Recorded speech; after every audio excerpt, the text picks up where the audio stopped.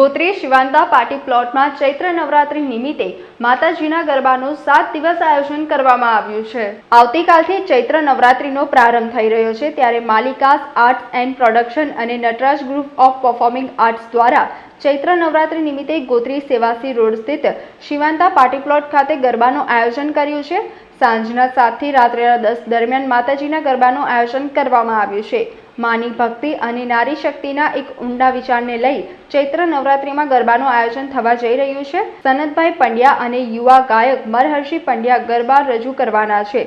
સમગ્ર આયોજન સંદર્ભે પત્રકાર પરિષદ યોજી વિસ્તૃત માહિતી આપવામાં આવી હતી। ખબર જ હશે કે વર્ષમાં ઘણી બધી નવરાત્રી આવતી હોય છે, જેમાં ચૈત્રી નવરાત્રીનું ભક્તિના રૂપે ખૂબ જ મોટું મહત્વ હોય છે।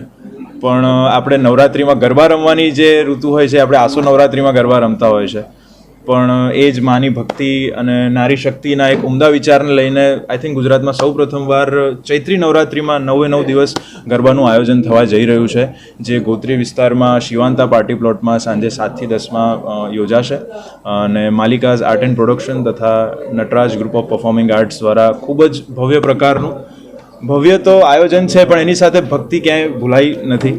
અને એમાં આપણા વડોદરાના જે યુએને પણ જેને વખાણ્યા છે, એવા વડોદરાના ટ્રેડિશનલ ગરબા શ્રી સનતભાઈ પંડ્યા અને હું મહર્ષિ પંડ્યા અમે રજૂ કરશું। સૌને ભાવભર્યું આમંત્રણ। સૌપ્રથમ સૌને જય માતાજી। આજે ચૈત્ર નવરાત્રિનું અમે લોકોએ આયોજન કર્યું છે અને માલિકાસ આર્ટ્સ એન્ડ પ્રોડક્શન્સ દ્વારા જે અને નટરાજ ગ્રુપ ઓફ પરફોર્મિંગ્સ તરફથી આજે આયોજન કર્યું છે, એ માતાજીના મહિમા માટે કર્યું છે અને એક નારી શક્તિ અને ભક્તિ બંને જોડે જ અમે એ કરવાનો ટ્રાય કરીએ છીએ અને પ્રયાસ કરીએ છીએ।